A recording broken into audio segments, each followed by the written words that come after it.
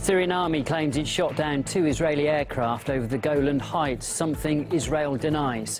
Also this hour on RT, Syria's ceasefire gets underway meanwhile, but there are mixed messages from Washington about cooperation with Russia, despite the pair's efforts to make the truce a reality.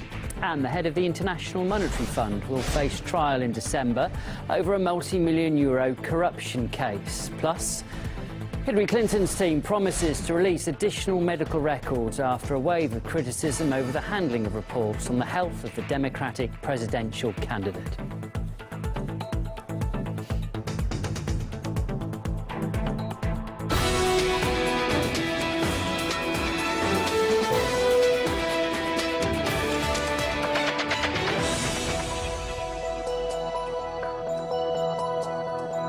Hello, welcome. It's good to have your company. You're watching RT International. Now, a nationwide ceasefire is underway in Syria between the government and the opposition, the result of marathon talks between Russia and the US last week. Well, the truce includes a cessation of hostilities and the creation of a demilitarized zone around Aleppo. The Syrian government's agreed to end airstrikes in some areas, avoiding opposition groups not linked to terror groups such as al-Nusra and ISIL.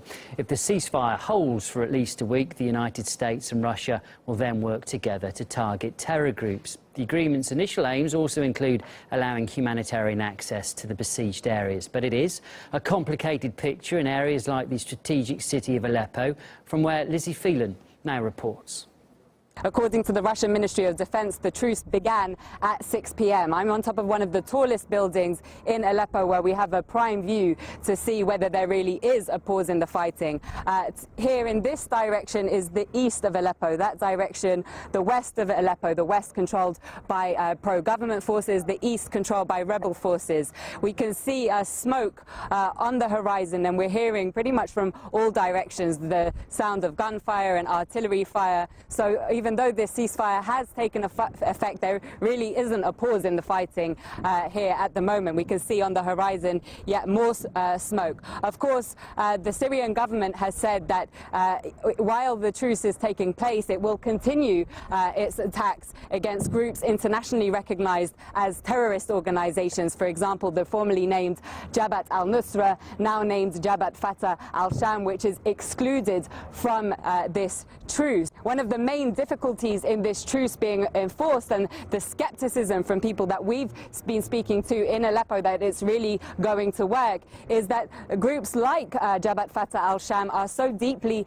embedded with many of the different factions of the opposition that many people are confused about how it's going to be possible to target al-Nusra without targeting other opposition groups. Likewise, al-Nusra are not going to abide by the ceasefire. They are excluded from it. And other powerful Islamist groups like Ahrar al-Sham, their position towards the truce very much unclear. So now we're going to go down into the street below and to talk to people now, just as the ceasefire is taking effect, about what their expectations are. We hope the truce will be successful, because they have had ceasefires before, but they weren't successful. They just used them to restock with guns and their other needs. They entered by force, so the only way they will leave is by force. So we hope to finish this with a military operation. We hope the ceasefire will be successful. We just want this destruction and the shelling to end. We are still suffering. The kids are afraid of walking in the streets.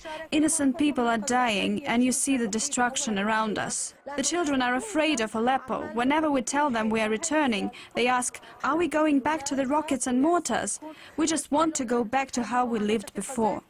That was Lizzie Phelan reporting from Aleppo. So the ceasefire may be underway, but some hardline opposition groups are still considering whether to adhere to the truce. Washington's also sending mixed messages about its cooperation with Russia. With more on that, here's Gianni Chikia. Secretary Kerry said in the coming 7 days, the U.S. and Russia will work to achieve, if not a complete ceasefire in Syria, but a significant reduction of hostilities. Once that is accomplished, the U.S. and Russia will set up a joint operations command and will begin to take on terrorists together. That, in Secretary Kerry's view, would prevent Assad from hitting civilians and rebels intermingled with terrorists. Take a listen. As soon as U.S.-Russia strikes begin, then the Syrian regime will be prohibited from flying combat missions over areas in which the legitimate opposition is present, or al-Nusra present, as defined by the map that has been agreed upon between Russia and the United States with the regime's consent, according to Russia. There is quite a bit of skepticism about this agreement within the Obama administration. While Secretary Kerry, who has negotiated with Russia for months, believes that Moscow is acting in good faith because he believes the agreement is in Russia's interest, the tone at the White House briefing was a little different. We've been talking for months, if not years, about how Russian credibility is on the line. And based on our collective experience here in observing the situation inside of Syria over the last year or two, I think we'd have some reasons to be skeptical. Now, aside from what Russia's responsibility is under this deal, there's also the part that the U.S. needs to follow through, and that is to get opposition groups to abide by the ceasefire and to get some of these rebel groups to separate themselves from al-Nusra, which is al-Qaeda in Syria. How many groups, to your knowledge, have refused to abide by the ceasefire? I'm not aware, at this point, we're not aware of any groups that have outright refused. I saw reports that al-Sham refused to abide by the ceasefire. I've seen those reports as well, but again, I'd go back to what I said before. We're in 2 points. We're, as you might expect, in constant contact with the moderate opposition. We understand that that certain of them have doubts, have concerns. Is this specific group considered to be moderate opposition? Again, I don't have the list of every group here, but Har al-Sham is not designated as a terrorist organization inside Syria, and so therefore it is a group that that we have maintained a level of contact with in terms of discussing what this arrangement means going forward.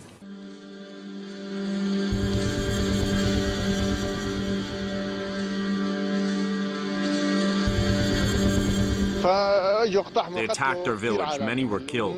My brother is among the dead. His children were wounded. They killed entire families.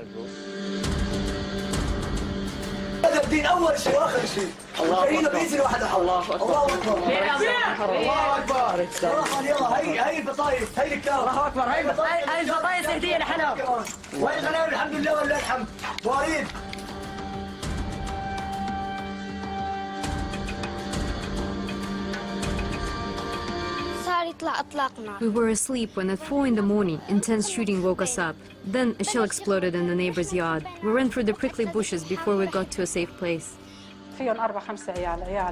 Terrorists mercilessly killed 4 or 5 families. They killed a 90-year-old man, his children and grandchildren, and also women from another family we know. Some of the murdered children had just got into the 2nd grade.